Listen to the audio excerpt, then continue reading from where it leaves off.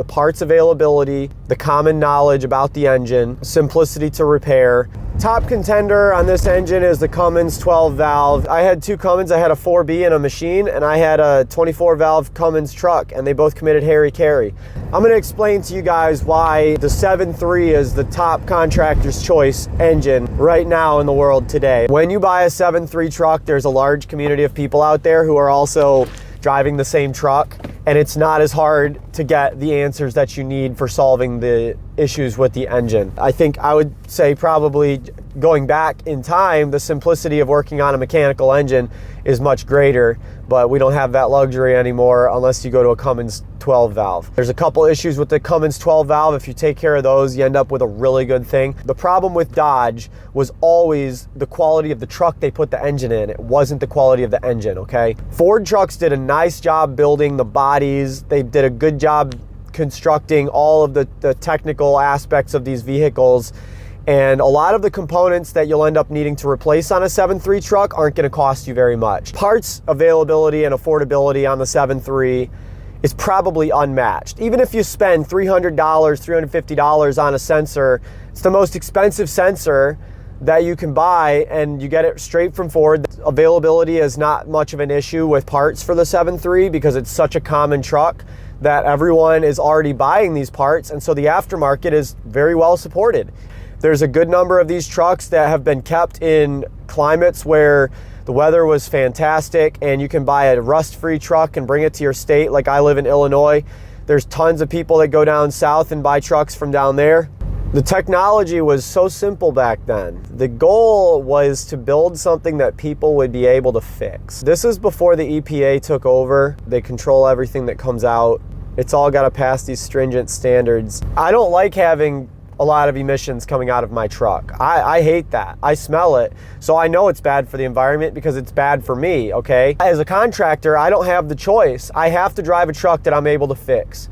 I have a fleet of trucks. I've got 3 trucks that run on a daily basis all summer long. And we're planning to run an additional truck starting next year. Waiting for repairs to get done on a truck is for companies that have extra trucks, right? It's far less than ideal to have struggles where an engine is so super technical it requires a special computer to connect to it, and then the diagnostic process is so in-depth and so detailed. You got to have special scopes and snap-on scanners that cost $6,000. It's not worth it. Why? When you could just buy a truck and just shotgun parts at it. Like say a truck is broken down. You could shotgun parts at a 7.3 truck for $1,000. You've got every sensor. Every time you go to a diesel shop with a diesel truck, it costs you $1,000, and it usually comes back not fixed. Your truck is down by the side of the road. It's better to just get it back up and running right away and continue on your way. So if you have a fleet of trucks that are all matching trucks, you can just take a part from another truck, throw it in there, and see if it fixes the problem.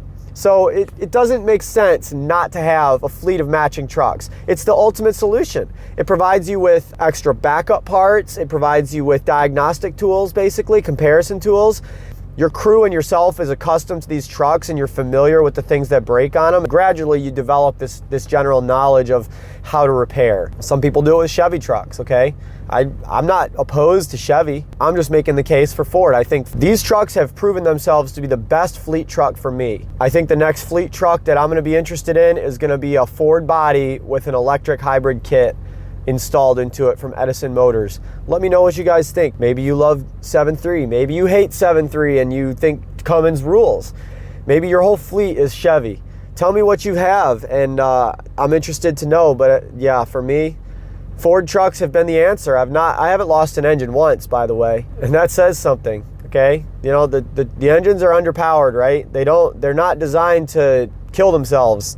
I had 2 Cummins. I had a 4B in a machine, and I had a 24 valve Cummins truck, and they both committed hara-kiri. I don't know how to unsee what I've seen. Maybe we all get a little gun shy after we see something disastrous happen with a motor, and it makes us hate it forever.